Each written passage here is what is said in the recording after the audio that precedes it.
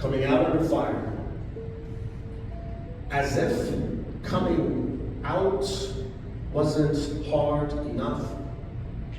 After World War I, the US amended the Articles of War and banned homosexual conduct. Our history in the war on gays. After World War II no longer needed, downsized the military, targeted and discharged and dumped gays in cities like San Francisco. After the Korean War in 1955 banned gays completely, the LGBTQ community protested to be able to fight for freedoms not even granted to them. During Vietnam, Sergeant Matlovich earned a medal for killing 2 men, but was discharged for loving 1. President Clinton tried to lift the ban on gay and lesbian servicemen and women, so in 1991, the Senate enacted Don't Ask, Don't Tell. But everyone asks, are you married? Do you have kids? Why not? The investigation began, soldiers got turned in the latest witch hunt. The law that was supposed to protect them launched a missile of dismissals, doubling discharges from 600 to 1,200 soldiers per year, being kicked out of military service they volunteered for. The armed forces is already an inherently violent place. Barry Winchell faced anti-gay harassment for months until he was beaten to death with a baseball bat.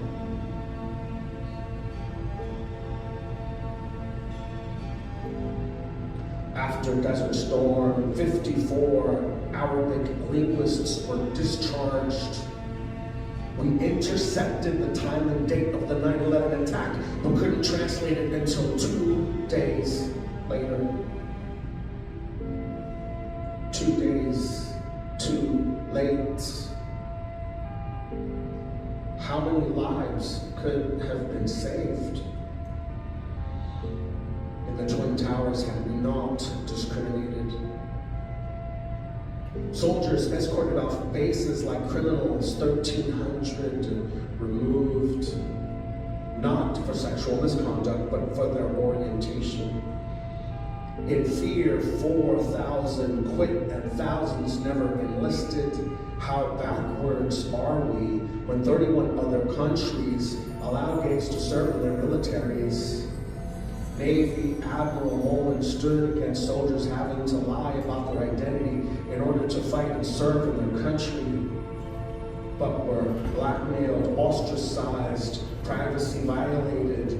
They were in essence coming out under fire, but couldn't voice their testimonies and couldn't congressional survey self-incrimination for violating the unjust law and outing themselves from jobs they were proud of.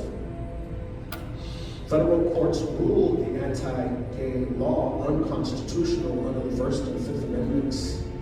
At long last, the House of Representatives lifted this ban. In 2015, women were finally allowed to fight in combat infantry and front lines and have fought in Iraq and Afghanistan.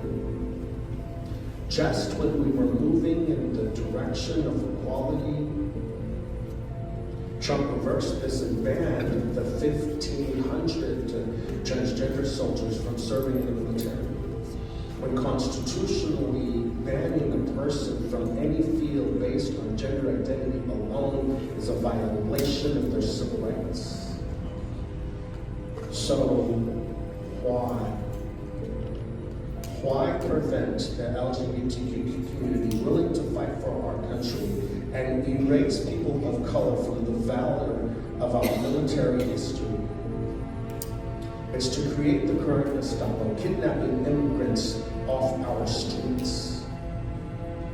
I passed the PT, signed up for the infantry in Desert Storm, and standing up for a friend, getting bullied, got stabbed in the eye, and couldn't go.